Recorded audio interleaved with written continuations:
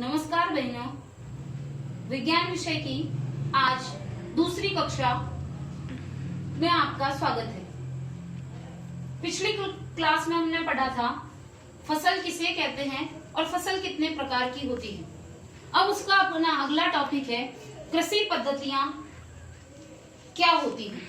कृषि पद्धतियों का मतलब है कि किसान जो है एक फसल को उगाने के लिए जो क्रियाकलाप करता है, मतलब फसल को किस तरीके से बोया जाएगा, कब बोया जाएगा, उसका सब पूरी तरीके से उसका चयन करना जो है वो क्या कहलाता है, कृषि पद्धतियां। अब इसके चरण जो है वो निम्न है। सबसे पहला जो है, एक खेत में किसान जाता है तो उसको सबसे पहले वो मिट्टी को तैयार करता है। अब उसको मिट्टी को तैयार करना है तो वो कैसे तैयार करेगा। अपन जब कहीं फंक्शन में जाते हैं तो उसके लिए पहले कपड़ों का चयन करते हैं, उसके बाद जो है हम तैयार होते हैं और हम अपना आगे का काम करते हैं। तो वैसे ही सबसे पहला जो अपना किसान का टारगेट क्या रहता है कि मिट्टी को तैयार करना। और मिट्टी को तैयार करने के लिए वो पहले क्या करता है, उस मिट्टी को पोली करता है। क्या करता है, मिट्टी को पोली करता है। अब इसके लिए वो क्या करेगा, इसके लिए वो हल चलाता है। हल चलाकर क्या करेगा, मिट्टी को पोला करेगा। अब मिट्टी पोली हो गई तब उसको मिट्टी को पोला करने का क्या कार्य है, क्यों करते हैं, ताकि जो है पौधे जो हम बीज बोएंगे वो आसानी से मिट्टी के अंदर दब जाए। दूसरी बात, वो आसानी से जो है पानी जो हम उसको देंगे वो जमीन तक, जड़ों तक मिट्टी उसको आसानी से सोख ले। और सबसे महत्वपूर्ण कार्य मिट्टी को पोले करने का काम होता है कि मिट्टी जो है वो आसानी से, मिट्टी के अंदर जो पौधे उगने वाले हैं वो आसानी से श्वसन कर सके।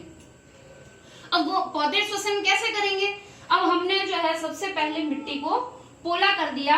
अब उसके अंदर दूसरा स्टेप आता है बुआई करना। अब बहनों, पहले बुआई की जाती है।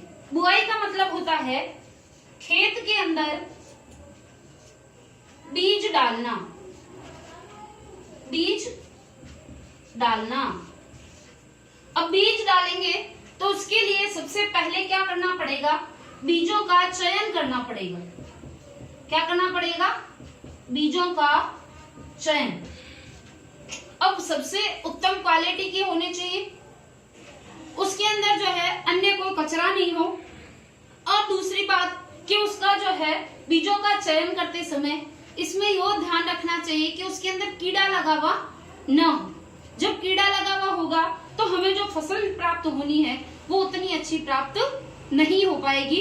तो इसलिए जो है सबसे पहला स्टेप जो है अपना क्या रहता है, बीजों का चयन करना। दूसरा स्टेप आता है उसकी किस्म का निर्धारण करना।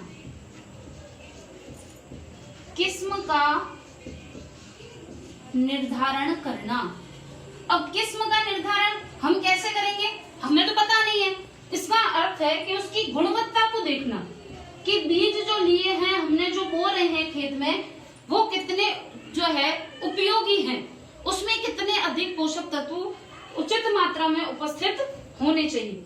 अब हमने बीज डाल दिए, उसके बाद ही जो है खाद और तीसरा स्टेप आता है इसका, खाद और उर्वरक देना। अब खाद और उर्वरक देने के लिए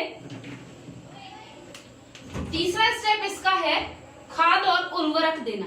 अब खाद देंगे तो उसको बाद जो है उसकी सिंचाई की जाती है।